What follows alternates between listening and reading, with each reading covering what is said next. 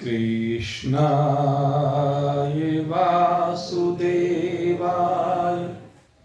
हरये परमात्मने प्रणतक्लेशनाशाय गोविन्दाय नमो नमः। श्रीकृष्णाय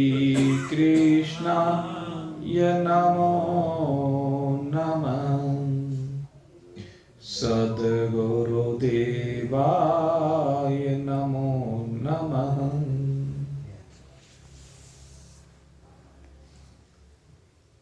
उपस्थित परमात्मा प्रेमी सज्जन वृत्त, भगवान सदाशिव की असीम महान महती कृपा से कल महाशिवरात्रि का पर्व बड़े उत्साह के साथ, बड़ी श्रद्धा के साथ श्री विशुद्धानंद स्वरूप सात्विक चैतन्य द्वादश ज्योतिर्लिंग धाम श्री हनुमान टिल्ला शामली पर हम सभी ने साथ साथ मनाया और भगवान सदाशिव की विशेष कृपा दृष्टि को अपने ऊपर अनुभूत किया। भगवान भोलेनाथ की कृपा हम पर सदा से बनी हुई है और हम यही प्रार्थना करते हैं कि समस्त सत्संगी साथियों पर ये कृपा सदा बनी रहे, नित्य है निरंतर आप कल्याण के मार्ग पर आगे बढ़ते रहें। ये कल्याण का मार्ग जिसे हम अपने स्वरूप का मार्ग कहते हैं, जहां जाकर के समस्त दुखों की कारण सहित इतिश्री हो जाती है और परमानंद की प्राप्ति हो जाती है। उसी के लिए निरंतर हम भगवान श्री कृष्ण के उस अमृतमय प्रवचन को, जो उन्होंने महाभारत की उस स्थली पर, जो धर्म क्षेत्र है, विषम परिस्थितियों में अर्जुन को प्रदान किया है, उसी ज्ञान को हम हृदयंगम करके अपने जीवन की यात्रा को परमात्मा की ओर निरंतर बढ़ाते जा रहे हैं। आज भी हम अब उसी ओर बढ़ने का प्रयास कर रहे हैं। इस अध्याय में अर्जुन ने त्याग के विषय में भगवान से अपनी शंका रखी और भगवान ने राजसी और तामसी दो प्रकार के त्याग की चर्चा अभी तक की है। जहां तक तामसी त्याग की बात है, तो तामसी त्याग मूढ़ता से होता है, नासमझी से होता है, बेवकूफी से होता है। इसमें मोह की प्रधानता होती है। और राजसी त्याग की अगर हम बात करें, तो राजसी त्याग स्वार्थ से होता है, स्वार्थ बुद्धि से होता है, अपने हित की दृष्टि से होता है। लेकिन भगवान कहते हैं दोनों ही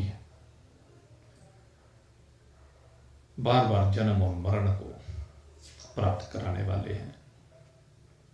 इनसे जन्म मरण का चक्र कभी समाप्त हो नहीं सकता। जो शास्त्र विहित शुभ कर्मों में से जो नियत कर्म है, मोह बुद्धि या मूढ़ बुद्धि के कारण कहीं अथवा स्वार्थ के कारण कहीं त्याग करता है, भगवान कहते हैं कि वो त्यागी कैसे हो सकता है।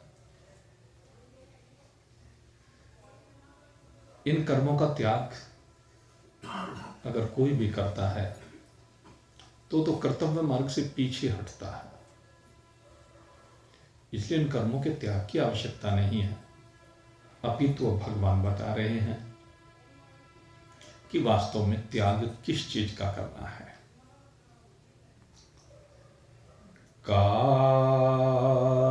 कार्यमेत्येव यत् कर्म नियते क्रियते अर्जुन संग त्यक्त्वा फलं चैव स त्यागः सात्विको मतः। भगवान अब सात्विकता की ओर लेकर चलते हैं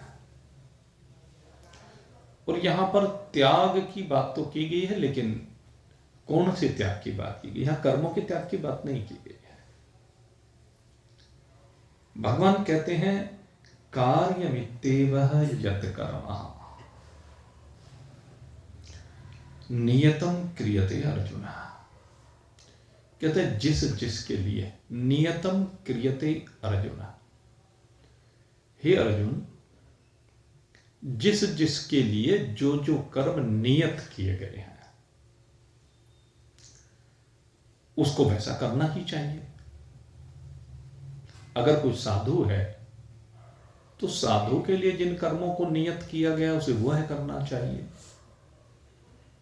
गृहस्थी है तो गृहस्थी के लिए जो नियत किया गया वह करना चाहिए। जो ब्राह्मण है, ब्राह्मण के लिए जो निश्चित किया गया वह करना चाहिए। अथवा अन्य जो भी जिस भी परिस्थिति में है, देश काल परिस्थिति, उनके अनुसार उसको वैसा ही करना चाहिए। और करते हुए एक बात और भगवान विशेष रूप से यहां पर कहते हैं कि जो भी कर्म उसकी परिस्थिति के अनुसार किया जाए, इस बात को अच्छी तरह समझ लेना जो बात अब आ रही है। यह हर व्यक्ति के लिए है भाई, क्योंकि भाई को जरा हाथ लगा दो।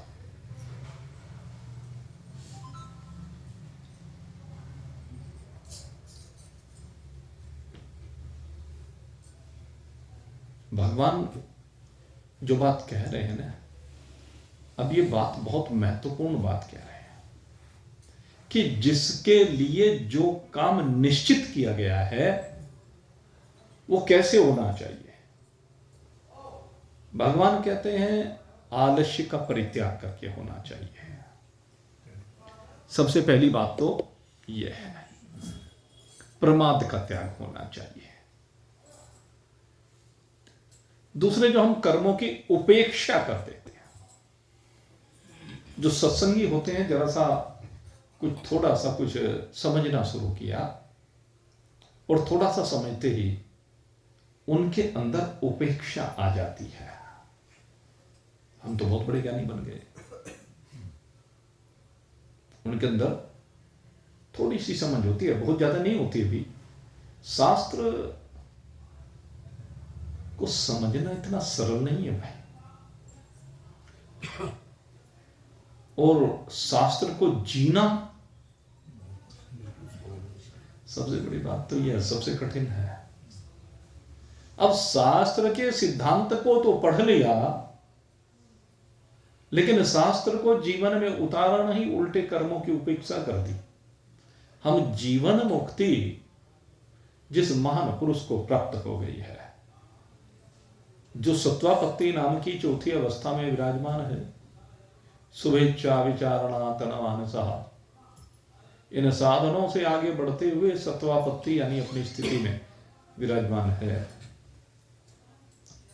तो सत्वापत्ति में विराजमान जीवन मुक्त की बात हम करते हैं, उस जीवन मुक्त के तरह जो हमने शास्त्र में पढ़ लिया है, सुन लिया है, करना चाहते हैं, लेकिन आप जीवन मुक्त हुए नहीं अभी। ये समझने की बात है। जीवन मुक्त महान पुरुषों के ऊपर शास्त्र की कोई भी मर्यादा कार्य नहीं करती। लेकिन क्यों नहीं करती? अब बात यह है, उसके ऊपर वो मर्यादा काम क्यों नहीं करती? क्योंकि वह जब अपनी स्वरूप स्थिति में विराजमान हो जाता है तो उसे कुछ प्रतीति ही समाप्त हो जाती है। जीवन मुक्त की स्थिति ऐसी होती है, उसे न खाने की होश रहती है, न पहनने की होश रहती है, फिर करने की होश तो कैसे रहे? क्योंकि वो शरीर से बिल्कुल विरहित हो जाता है। शरीर इस प्रकार से हो जाता है जैसे सांप के ऊपर कांचुली जो पक जाती है, तो कांचुली सांप के शरीर पर दिखती तो है लेकिन होती नहीं है। उसी प्रकार जीवन मुक्त का शरीर दिख तो रहा है लेकिन होता नहीं है जीवन मुक्त के लिए। यह विशेष बात है जीवन मुक्त के लिए है। और इसका सबसे बड़ा उदाहरण अवधूत ऋषभदेव जी। भगवान ऋषभदेव शरीर जहां पड़ा है सो पड़ा है, जिस परिस्थिति में पड़ा है सो पड़ा है। कोई अवहेलना कर रहा है तो कर रहा है, ढेले मार रहा है तो मार रहा है, मलमूत्र फेंक रहा है तो फेंक रहा है। शरीर उल्टा पड़ा है, सीधा पड़ा है, गर्मी में पड़ा है, बरसात में पड़ा है, कीचड़ में पड़ा है, कहीं पड़ा है जब शरीर का संग ही नहीं है। या तो ये स्थिति किसी पागल की होती है, लेकिन पागल की स्थिति नासमझी में होती है, मस्तिष्क की विकृत स्थिति में होती है। लेकिन जीवन मुक्ति की स्थिति स्वरूप में विराजमानता की बात होती है। जब वह पदार्थ भावना की स्थिति में आता है, सत्वापत्ति से ऊपर उठ करके असंशक्ति और छठी अवस्था पदार्थ भावना। पदार्थ भावनाओं में पदार्थों का अर्थात पंच भौतिक पदार्थों का भाव जीवन से निवृत्त हो जाता है। तो उस स्थिति में फिर स्वरूप से भी कर्म छूट जाते हैं। जब खाने की होश नहीं तो फिर कर्म की क्या होश? जब शरीर के लिए भोजन की होश नहीं तो फिर काहे का कर्म? तो हमने पढ़ लिया, सुन लिया, और पढ़ सुन करके कि अवधूत दत्तात्रेय जी, ऋषभदेव जी, जड़भरत जी, सुखदेव जी या कश्यप ब्राह्मण, एक उज्जैनी के ब्राह्मण की कथा आती है श्रीमद् भागवत में। हम उनकी तो अवस्था स्वतः हो गई और हम उस अवस्था को करके दिखाना चाहते हैं। ड्रामा होती नहीं, जैसे वो अपने छाया शरीर को लेके चले, ऐसी स्थिति होती है। अब जैसे छाया है चल रही है, लेकिन हम छाया से असंग है। छाया हमें कोई प्रभावित नहीं करती है। छाया प्रभावित नहीं करती है। छाया विलग है, मैं विलग हूं, आत्मा अलग है, छाया अलग है, उसी भांति शरीर है। ये स्थिति हो जाती है। लेकिन ये स्थिति हुए बिना हम आलस्य या प्रमाद के कारण कर्मों से उदासीन हो जाए तो इस बात की शास्त्र आज्ञा नहीं देता। क्योंकि बहुत लोगों को देखा है, वो करने में समर्थ होने के बावजूद उन कार्यों को करते नहीं हैं, उनकी उपेक्षा कर देते हैं या उदासीन हो जाते हैं। ये उदासीनता गलत है। जब तक स्वरूप स्थिति नहीं हुई है तब तक उदासीनता का मतलब ही नहीं है। जब तक शरीर में शक्ति सामर्थ्य है तब तक शास्त्र विहित शुभ कर्म का परित्याग नहीं है। हाँ, परित्याग किस चीज का है? भगवान ये कहते हैं, दो बातें भगवान ने कही है। इन दो बातों की विशेष रूप से चर्चा की है, और इन दो बातों की जो चर्चा की है, एक कर्म की बात की है, एक कर्म के फल की बात की है। जब कर्म की बात की तो कहा कि कर्मों में असंगता हो, और जब फल की बात कही तो कहते हैं फल में किसी भी प्रकार की इच्छा ना हो, सुख इच्छा ना हो। कर्म होने के बाद उसके फल से कुछ संबंध ना रखे, मुझे बदले में कुछ नहीं चाहिए। तो ये दो बातें विशेष रूप से कही गई। कार्यमित्येव यत्कर्मः नियतं क्रियते अर्जुनः संग त्यक्त्वा फलं चैव सह त्यागः सात्विको मतः। ये जो संग के त्याग की बात कही है, संग त्यक्त्वा फलम चैव, दो चीजों की बात कही। तो यहां जो संग के त्याग का तात्पर्य है उसमें कहते हैं कि देखो, एक तो कर्म होता है, और जब भी कोई कर्म होता है तो उस कर्म के करने के इंस्ट्रूमेंट होते हैं, औजार होते हैं, यंत्र होते हैं। हाथ क्या है? आंख क्या है? रूप को देखने के लिए आंख यंत्र है, शब्द को सुनने के लिए कान यंत्र है, भोजन को करने के लिए मुख यंत्र है। इसी तरह से पांचों ज्ञानेंद्रिय, पांचों कर्मेंद्रिय, अंतःकरण चतुष्ट है, पंच प्राण, ये स्थूल शरीर, सूक्ष्म शरीर, कारण शरीर, ये सबके सब यंत्र ही हैं, सारे कर्म के औजार हैं। तो कहते हैं कि जो कर्म है और कर्म करने के जो साधन हैं, औजार हैं, कहते उनमें से आसक्ति, ममता और प्रियता। जैसे मान लीजिए घर में रोज रोटी बनाते हैं, तो जो रोटी बनती है, रोटी बनने के लिए आपको औजारों की आवश्यकता है ना। परात चाहिए, आटा गूंथने के लिए, तवा चाहिए सेकने के लिए रोटी, चिमटा चाहिए, कुकर चाहिए, कड़छी चाहिए, चाकू चाहिए, अनेकानेक प्रकार के बर्तन चाहिए। तो कहते हैं इनमें असंग होना चाहिए, इनमें से प्रियता, ममता, आसक्ति। स्वभावतः तो हम देखते हैं जिनमें क्या आसक्ति है तो बस ये है औजार है, बस यही तो समझना। जैसे ये औजार है, हलवाई है, हलवाई का काम करने वाले सारे बर्तन रखते हैं अपने पास और बड़े संभाल के रखते हैं। राजमिस्त्री को देखिए, आपसे जो सामान मंगाएंगे वो कहीं पड़ा रहो, लेकिन अपना सामान। मैं मंदिर में जाके देखता हूँ, हमारा जो सरिये के टुकड़े हैं दुनिया भर के पड़े हुए हैं। बहुत बार कह लिया भाई यहाँ से उठा करके ले जाएंगे लोग, इनको उठा करके कमरे में रख दो, रोज कमरे में 10 भर जाएगा भी, लेकिन क्या मजाल जो उनको रख दे। लेकिन अपनी ब्रसोली, अपनी करनी, अपना सूत, वो सब चीज शाम को जाने से पहले धो धा के संभाल के खूब अच्छी तरह से,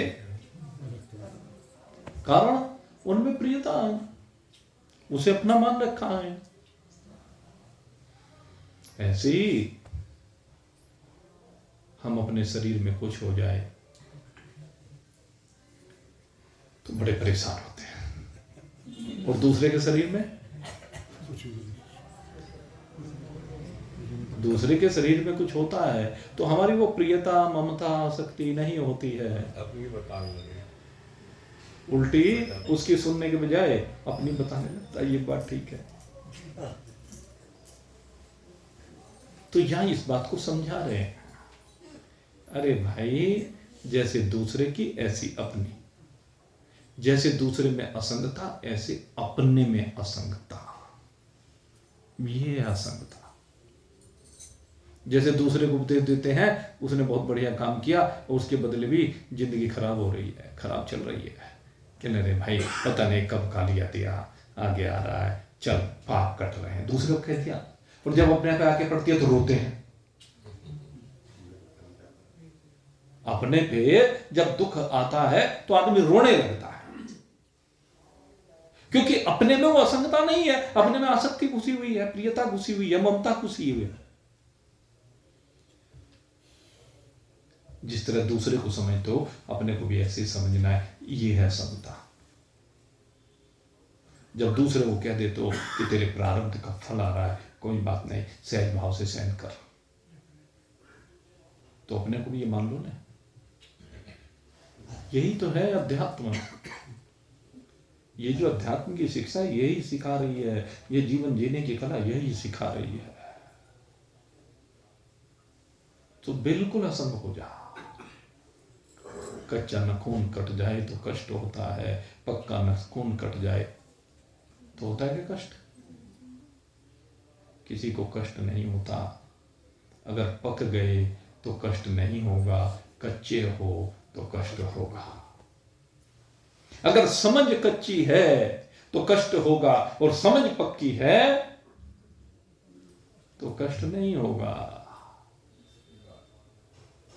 और पकता जब ही है जब ये असंग हो जाता है, ममता और आसक्ति नहीं रहती है, स्वार्थ नहीं है। लेकिन भगवान कहते हैं बड़ा जबरदस्त समन्वय करना पड़ेगा तेरे को। इस असंगता के लिए समन्वय क्या? कहना कर्म करना भी है और करते हुए मानना है कि मैं करता नहीं। दोनों बात है। करते हुए भी अकर्ता। चौथा अध्याय भगवान ने क्या कहा था? बार बार मैंने आपको इस बात को बताया, बहुत विस्तार से इस बात को समझाया है। करते हुए भी अकर्ता किस प्रकार से है? भगवान ने यही तो कहा, मैं करते हुए भी अकर्ता हूं। जब अर्जुन को उपदेश दिया भगवान ने, तो उसे कहा कि कर्म किए जा, फल की इच्छा मत कर, तभी तो अकर्ता भाव आएगा। भगवान कहते हैं चातुर्वर्ण्यम सृष्टम गुण कर्म विभाग से तस्य कर्तारम विवाम विद्या कर्तारम अव्यय। एक ही श्लोक में भगवान अपने को कर्ता भी कह रहे हैं और अकर्ता भी कह रहे हैं। यह भगवान में हो सकती है विशेषता, या जिसने भगवान को प्राप्त कर लिया उसमें यह बात देखने को मिलेगी। चातुर्वर्ण्यम सृष्टम, भगवान कहते हैं चारों वर्णों की सृष्टि, चारों वर्णों को रचने वाला मैं ही हूं। चारों वर्ण मुझी से उत्पन्न हुए हैं। और कैसे? भगवान कहते हैं गुणों के और कर्मों के द्वारा उत्पन्न हुए भाई हैं। इस बात को अच्छी तरह समझ लो। भगवान कह रहे हैं जो भी कुछ सृजन हो रहा है, जो भी कुछ कर्म हो रहा है, जो भी तुम कर रहे हो, जो भी उससे कुछ बन रहा है, मिट रहा है, दोनों चीजें हैं। कुछ मिट रहा है, कुछ बन रहा है। गेहूं मिटा तो आटा बना, आटा मिटा तो रोटी बनी, रोटी मिटी तो मल बन गया, मल मिटा तो मिट्टी बन गई। यही तो है। कुछ बन रहा है, कुछ मिट रहा है।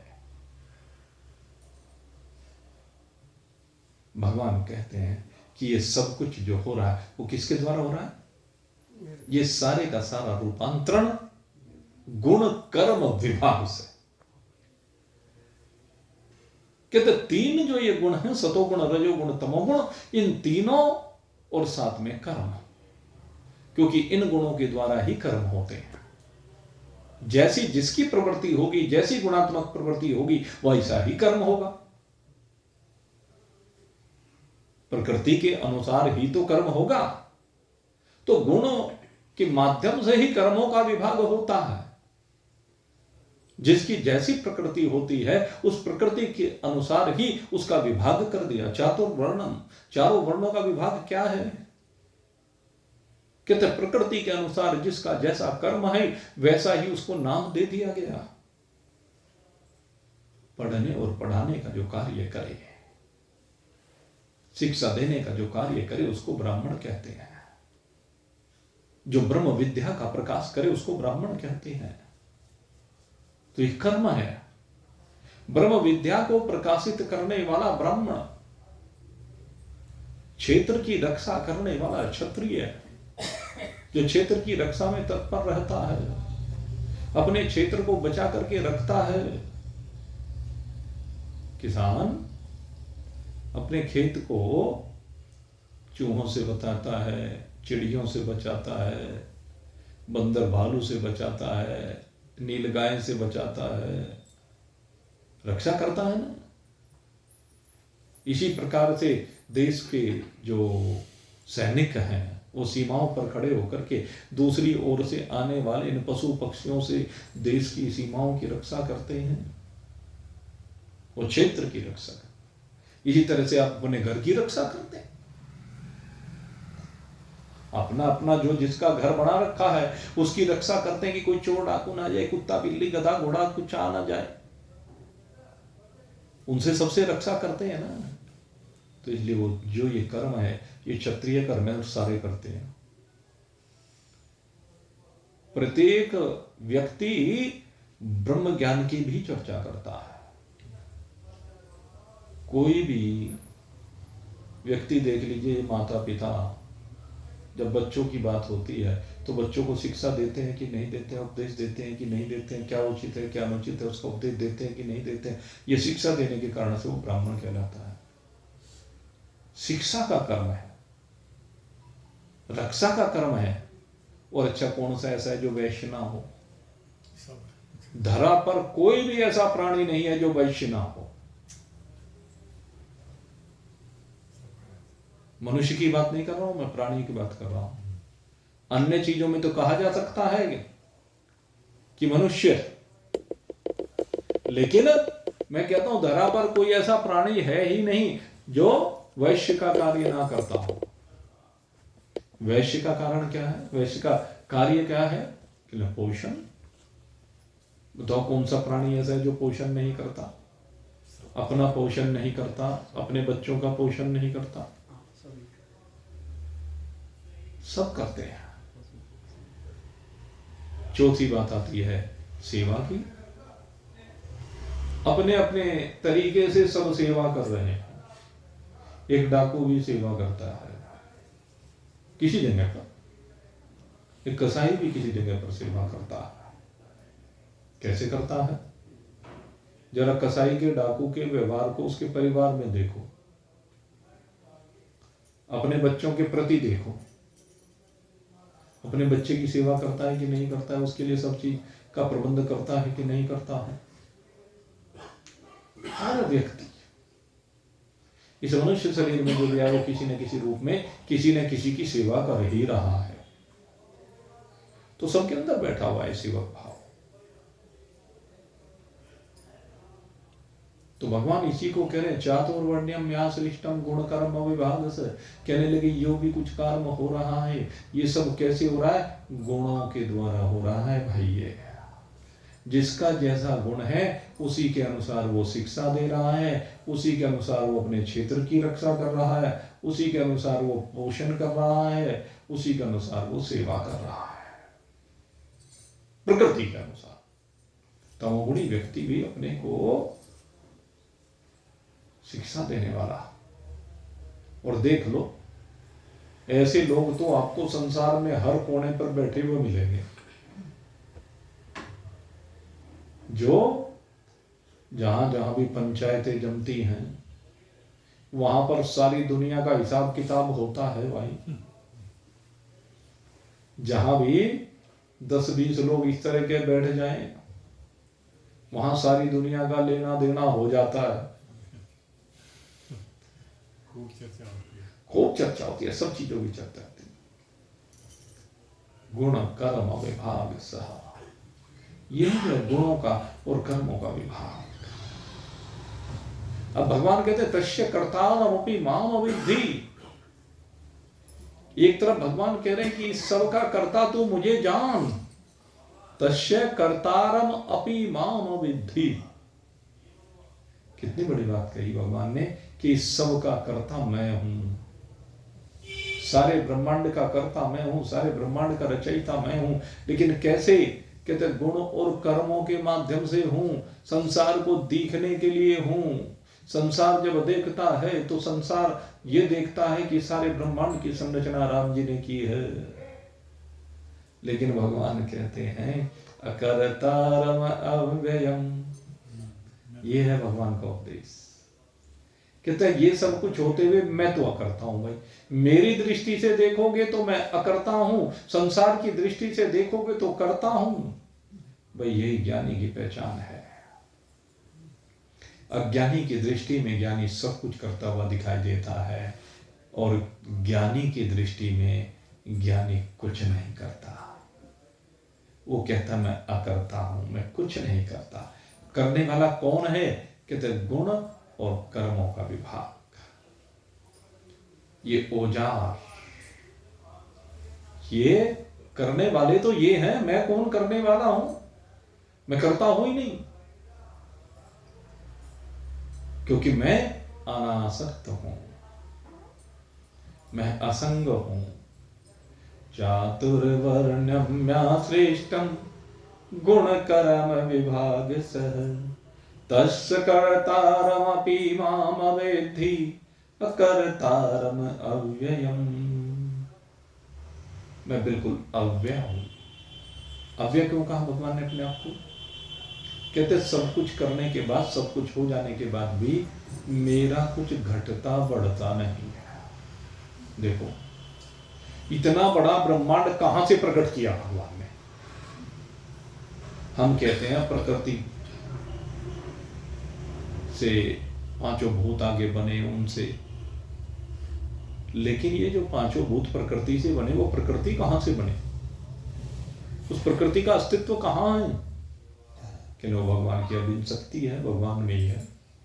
जब भगवान की अभिन्न शक्ति प्रकृति है तो उससे उत्पन्न होने वाले पंचभूत क्या भगवान की अभिन्न शक्ति नहीं है? और उन पंचभूतों से बनने वाला सारा ब्रह्मांड क्या वो भगवान से अभिन्न नहीं है? कहते तो सब कुछ प्रकट हो गया, लेकिन भगवान का कुछ बिगड़ा नहीं, ना घटा ना बढ़ा। न कुछ घटता है न कुछ बढ़ता है। आपको ये क्या विचित्र बात है? अनाज का भंडार भर दीजिए, उसमें से रोज निकालिए, तो एक दिन क्या आएगा? घटते घटते घटते समाप्त हो जाएगा। रोज दूध आता है, चाय बनाते हुए, दूध पिलाते हुए, अन्य कार्य करते हुए धीरे धीरे खत्म हो जाता है, फिर अगले दिन नया आता है। यही तो सिद्धांत की बात है। तो भगवान कहते हैं ऐसी संसार में और कोई दूसरी चीज नहीं कि इतना सब कुछ प्रकट करने के बाद भी न घटे न बढ़े। भगवान कहते हैं अव्यय ही, अव्यय का अर्थ यही है, न घटना न बढ़ना, जिसमें कुछ भी व्यय नहीं होता। अच्छा अब आपके ऊपर बताता हूं। यहां सब आप लोग जो बैठे हैं, हम सब गृहस्थी लोग बैठे हुए हैं। सबसे पहले अकेले थे, विवाह हो गया, पति पत्नी हो गए, और फिर बच्चे हो गए। आपका क्या घटा क्या बढ़ा? आपने इतनी सृष्टि बना दी, इतने बच्चे पैदा किए, कहां से आए? वो आपके अंदर से निकल के आए ना। आपका कुछ घटा बढ़ा? आप तो जो के तो वही के वही। इसी प्रकार से परमात्मा भी वही का वही। परमात्मा से करोड़ों अरबों खरबों बच्चे पैदा हो गए, लेकिन फिर परमात्मा जो का तो यही है खेल। इस खेल को समझने की आवश्यकता है। भगवान यही समझा रहे हैं। कहते हैं कर्म करने वाला तू अपने को मत मान। जैसे भगवान अकर्ता हैं, वैसे ही तू भी है तो अकर्ता, लेकिन ममता आसक्ति स्वार्थ के कारण से तू अपने को कर्ता मान रहा है। कहते झूठी मान्यता को हटा दे। जब ये झूठी मान्यता को तू हटा देगा तभी तू कुछ समझ पाएगा, तेरे सारे संशयों की निवृत्ति होगी। इसलिए कर्म और कर्म का फल, इनमें से आसक्ति और कामना का त्याग करके बस केवल कर्तव्य है। ये कर्म करना एक कर्तव्य है, उस कर्तव्य को बिल्कुल असंग होकर के कर, तो ये जो त्याग है ये सात्विक कहलाता है। कर्म का त्याग नहीं आया यहां पर, मेरी बात समझने की है। यहां पर कर्म का त्याग नहीं आया, अपितु किस चीज का त्याग है? कि फल की इच्छा का त्याग, क्योंकि कर्म होगा तो उसका फल आएगा कुछ ना कुछ। अब वो आए क्या, वो अलग बात है। ये जरूरी तो नहीं है कि पॉजिटिव आए या नेगेटिव आए, कुछ भी आ सकता है, अनुकूल हो या प्रतिकूल हो, दोनों में कुछ भी हो सकता है। कहते चाहे अनुकूल हो चाहे प्रतिकूल हो, मेरा है ही नहीं, मुझे चाहिए ही नहीं, मेरा संबंध ही नहीं, कोई आकांक्षा कोई इच्छा मन में है ही नहीं, तो ऐसे त्याग को भगवान ने कहा है कि ये त्याग सात्विक त्याग है। और सात्विक त्याग का फल सबसे बड़ा क्या है? कहते हैं कि जब सावधानी के साथ, इस बात को फिर समझ लेना, सावधानी के साथ उपेक्षा का भाव ना हो कर्मों की, तत्परता के साथ, उत्साह के साथ, लगन के साथ। अब ज्योतिर्लिंग पर कल आरती का कार्यक्रम रखा। अब एक बात तो ये थी कि मैं उदासीन रहे, कोई किसी ने कहा तो था नहीं, जरूरी तो था नहीं, लेकिन नहीं, जब शिवरात्रि है तो इस पर आरती भगवान की होनी चाहिए।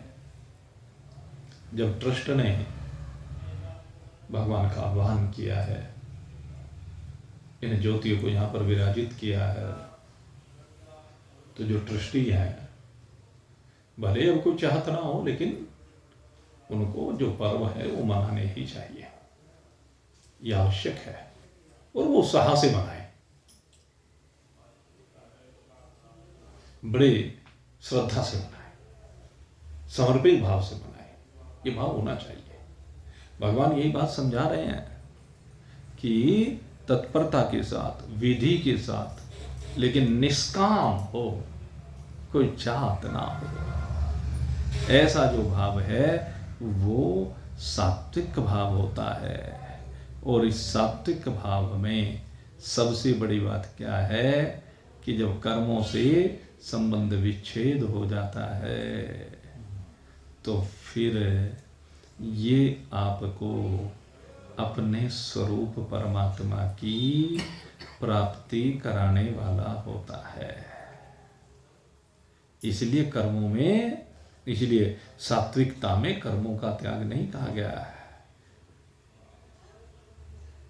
ये जो कर्मों का फल का त्याग है, कहते हैं इससे क्या होता है, कहते हैं भगवान से संबंध जुड़ता है।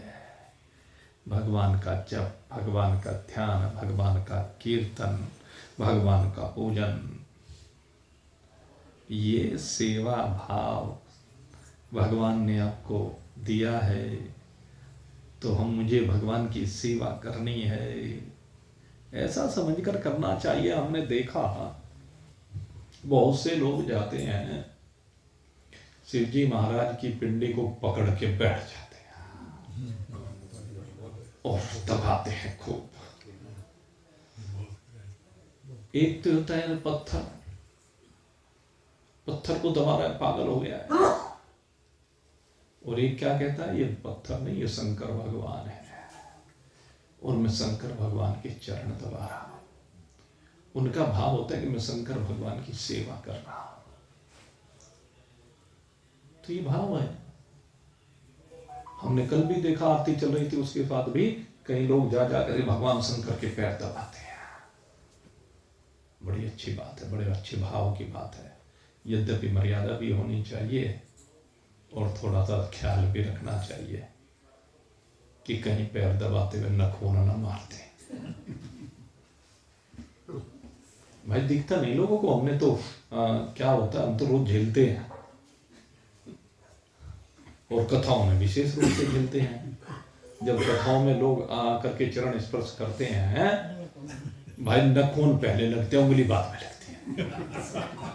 वो महिलाओं के तो विशेष रूप से, क्योंकि वो लंबे लंबे होते हैं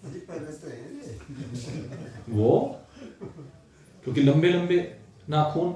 अब उन्हें इस बात का ख्याल नहीं होता कि गुरु जी को ये लगेंगे तो घाव होगा। देखो कई बार तो मैंने देखा कई जगह से कट जाता है पैर, कई बार कट जाता है। मैं आपको सत्य बता रहा हूँ, लेकिन अब किसी को क्या कहें, दबाने वाले का भाव देख, अब उसका भाव देख रहे हैं। चलो ठीक है, शरीर में हो नहीं भाई, सब झेलना पड़ेगा।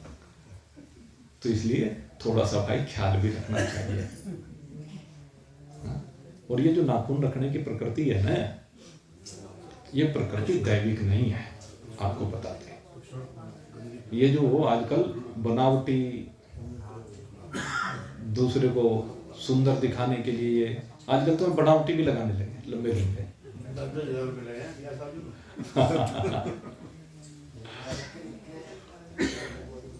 ये भुक्तभोगी है भाई, अब क्या पता है सबको, हमारे एक रिश्तेदार देना ही पड़े। कहते थे घर में कुंडी डाल रखी इन्होंने, हाँ, क्योंकि नखून है तो उसके अंदर मैल भरेगा ही, उतनी सफाई होगी सब। तो ये जो चीजें हैं, खैर ये सब लोक धर्म के अंतर्गत आती हैं, ख्याल करना चाहिए। विशेष बात यही है, कहते हैं कि भगवान की सेवा कीजिए, भाव से कीजिए, श्रद्धा से कीजिए, समर्पित होकर कीजिए, लेकिन ध्यान से कीजिए, ये भी जरूरी है। भाव तो हो लेकिन ध्यान भी हो। इसलिए हमारे यहाँ ध्यान को विशेष रूप से, ध्यान का मतलब ध्यान रखना। बहुत से लोग तो केवल ध्यान का मतलब क्या कहते हैं कि हम भगवान के स्वरूप का ध्यान करें, वो भी है, लेकिन अच्छा अगर आपको पता ही ना हो कि भगवान का स्वरूप ऐसा है, भगवान चतुर्भुजी हैं, भगवान के शीश पर गंगा जी विराजित हैं, भगवान चंद्रमौली हैं, त्रिशूल धारण के, तो क्या ध्यान करोगे? आपको पता है तभी तो उस चीज का ध्यान करोगे, आपको इस चीज का बोध है तभी तो ध्यान करोगे कि शंकर भगवान के मस्तक पर चंद्रमा विराजमान है, गंगा जी विराजमान है, जटाएं बना रखी है भगवान ने, रुद्राक्ष की माला के साथ साथ सर्पों की माला पहने में, त्रिशूल हाथ में, बागंबर धारण की, सो बातें हैं। ध्यान में यही तो होता है, हम भगवान के स्वरूप का जब वर्णन करते हैं, उसका हम ध्यान लगाते हैं, तो इन सब चीजों की ओर भी तो ऊपरी चीजों पर ध्यान जाता है, जबकि ये सब ऊपरी है। फिर भगवान की कृपा के ऊपर ध्यान जाता है, भगवान की प्रकृति के ऊपर ध्यान जाता है कि वो भोलेनाथ हैं, कैसे कैसे भक्तों के ऊपर कृपा करते हैं, ये भी ध्यान में आता है। तो भाई ध्यान में जो सब कुछ आता है, तो थोड़ा सा ये भी ध्यान रखें कि सेवा करते हुए जिसकी सेवा कर रहे हैं उसको कष्ट ना हो, ये भी ध्यान रखने की बात है। खैर आप सब समझदार हैं, तो भगवान ने दो बातें जो बताई, असंगता और कर्म के फल का त्याग, ये सात्विक त्याग है। अब इसके बाद जो श्लोक आ रहा है वो बहुत सुंदर श्लोक है, और ये जो अपने स्वरूप में विद्यमान हैं उनकी स्थिति का परिचायक है। तो अब इसमें बहुत सुंदर भाव निकल करके आ रहे हैं, क्योंकि ये अध्याय बड़ा दिव्य अध्याय है, मोक्ष प्राप्ति का ये अध्याय है। तो कल उसके संदर्भ में चर्चा करेंगे, क्योंकि अब तो समय हो गया भाई। कल फिर आपकी सेवा में उपस्थित होंगे, आगे जैसी भगवत इच्छा होगी। बोलिए सच्चिदानंद भगवान की।